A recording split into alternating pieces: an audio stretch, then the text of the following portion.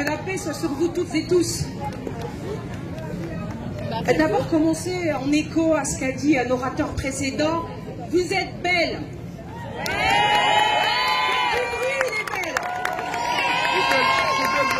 Alors mon discours, je l'intitule « Comment faut-il vous le dire ?» Et celles et ceux à qui je m'adresse se reconnaîtront parce qu'ils ne sont pas là aujourd'hui. Comment faut-il vous le dire? Encore et toujours, la surenchère islamophobe est au rendez-vous depuis des mois, mais depuis 30 ans aussi. Depuis 30 ans, c'est nous, femmes françaises de confession musulmane, qui sont au cœur de tous les fantasmes, de toutes les nostalgies coloniales. Comment faut-il vous le dire? Vous pouvez continuer à nous appeler, nous nommer, répéter de toutes les façons possibles. Islamistes, frères musulmans, islam politique, communautarisme, tel un mantra, nous sommes là et resterons là, chez nous.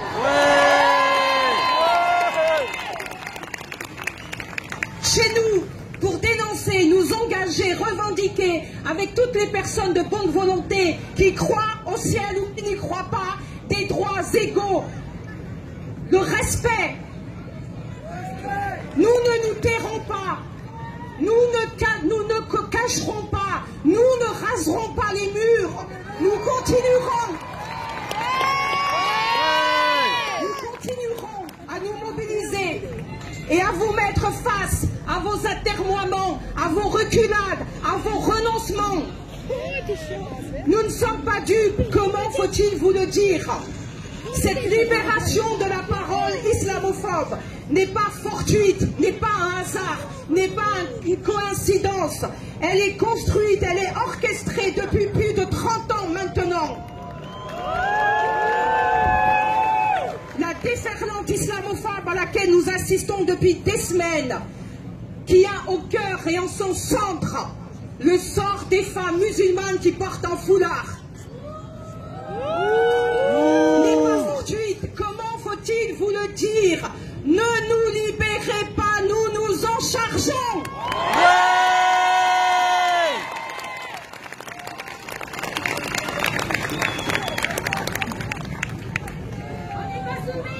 Nous exigeons d'être respectés en tant qu'êtres humains, en tant que femme, en tant que mère, en tant que fille, en tant qu'étudiante, en tant que leader.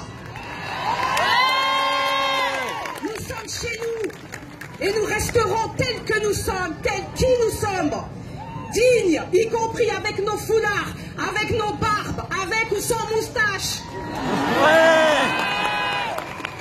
avec nos prières, avec notre ramadan, avec notre visibilité assumée, au nom d'une citoyenneté commune, au nom d'une humanité commune.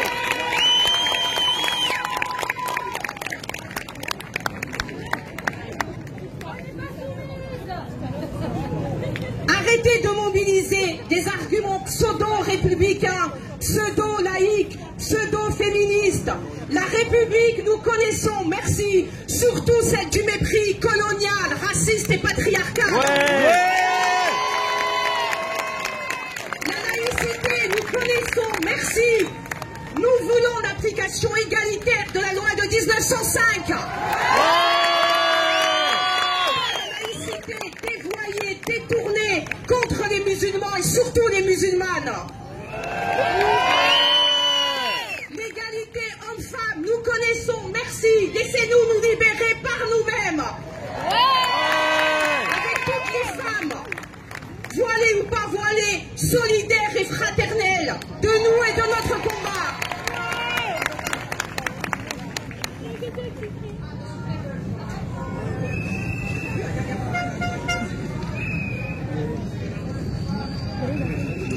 Et enfin, pour conclure, parce que n'oubliez jamais que l'islamophobie est un racisme plein et entier et un racisme genré qui vise avant tout les femmes afin de les faire disparaître. Je n'ai pas oublié, nous n'avons pas oublié l'Algérie française et le projet colonial de contrôle des femmes colonisées.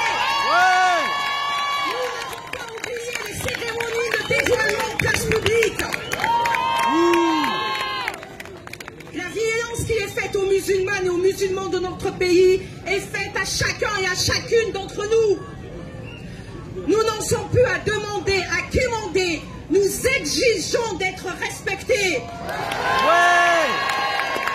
Parce que nous ne défendons pas, je termine, parce que nous ne défendons pas les musulmans. Nous défendons l'avenir de la société dans laquelle nous voulons vivre ensemble. Nous représentons un espoir face aux détracteurs qui risquent de détruire la société dans laquelle nous vivons tous ensemble. Nous resterons mobilisés, Inch'Allah, avec toutes celles et ceux de bonne volonté pour et au nom de la justice, de la dignité, de la fraternité et de la paix. Merci.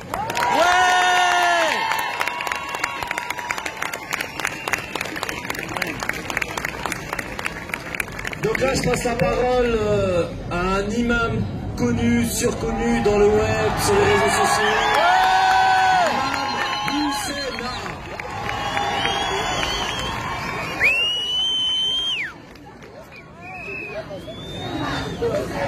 Boussena, Boussena, Boussena, Boussena, Boussena.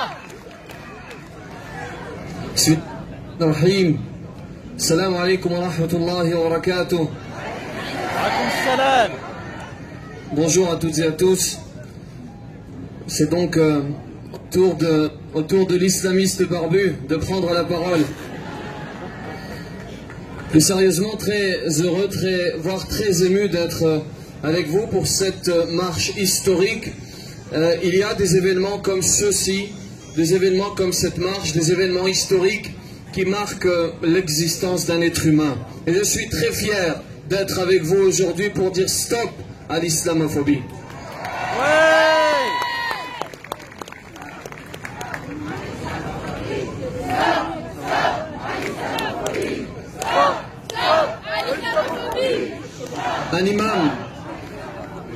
Un imam attaqué devant sa mosquée, l'imam Rachid El-Jaï, que nous aimons et que nous saluons depuis ici.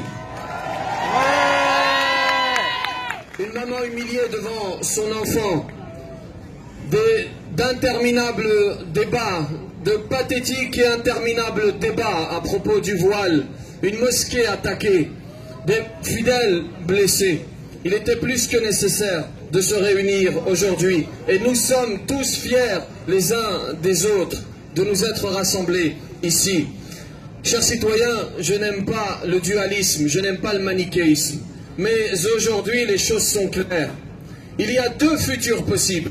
Un futur, un premier, dans lequel nos enfants baissent la tête. Un premier dans lequel nos enfants s'excusent d'être musulmans. Et un deuxième dans lequel ils la relèvent, cette tête. Un deuxième dans lequel ils sont un plus pour la société. Notre colère est légitime, bien sûr. Notre colère est légitime. Mais elle ne doit pas nous amener à l'irréparable. Et je sais que vous êtes conscients de ce que je vais vous dire maintenant. Vous êtes des citoyens responsables. Mais le rappel est bon. Il ne faut pas que cette colère nous amène à nous comporter comme ce paysan. C'est une image. Ce paysan qui entrepose sa farine dans son moulin. Il constate à un moment donné que les sacs de farine sont déchirés. Il se met dans un coin du moulin pour identifier l'auteur. Et il constate qu'il s'agit d'un chien, un pauvre animal qui a fait cela. Vous savez ce qu'il va faire? Pris par la colère, il va imbiber ce chien d'essence, il va le brûler vif. Et vous savez ce qui va se passer? Cet animal, pris par la douleur, va sortir du moulin, va aller dans le champ et le feu va prendre. Et tout le champ va brûler. La colère l'a aveuglé. Une colère saine, voilà ce qu'il nous faut. Une colère responsable. Une colère qui nous amène à nous mobiliser. Une colère qui nous amène à agir. Une colère qui nous amène à agir. De la fermeté, certes, mais pas de colère aveugle. Chers citoyens, chers humains, il ne faut pas perdre foi en l'homme. Bien sûr, il y a un côté très sombre. Et nous l'avons vu ces derniers jours. Nous avons vu le côté sombre de l'être humain. Mais vous êtes la preuve qu'il y a un côté lumineux chez l'être humain. Vous êtes la preuve. Vous êtes la preuve que l'être humain est capable du meilleur. la France est notre terre. La France, nous l'aimons. Mais nous nous devons, dans nos amours, de rester critiques. Mon épouse m'aime de tout son cœur, je l'espère. Mais cela ne l'empêche pas de me critiquer tous les jours. Et c'est cette philosophie qui nous amène à critiquer certaines choses dans notre pays, à critiquer un certain nombre de dispositions, à critiquer une certaine ambiance qui s'installe petit à petit dans notre pays. Et ce travail, et je vais terminer par là, ce travail, nous devons l'accomplir ensemble. C'est somme toute ce que dit le proverbe africain: si tu veux aller vite, marche seul, et si tu veux aller loin, marchons ensemble. La logorrhée du barbu est terminée. Je vous remercie.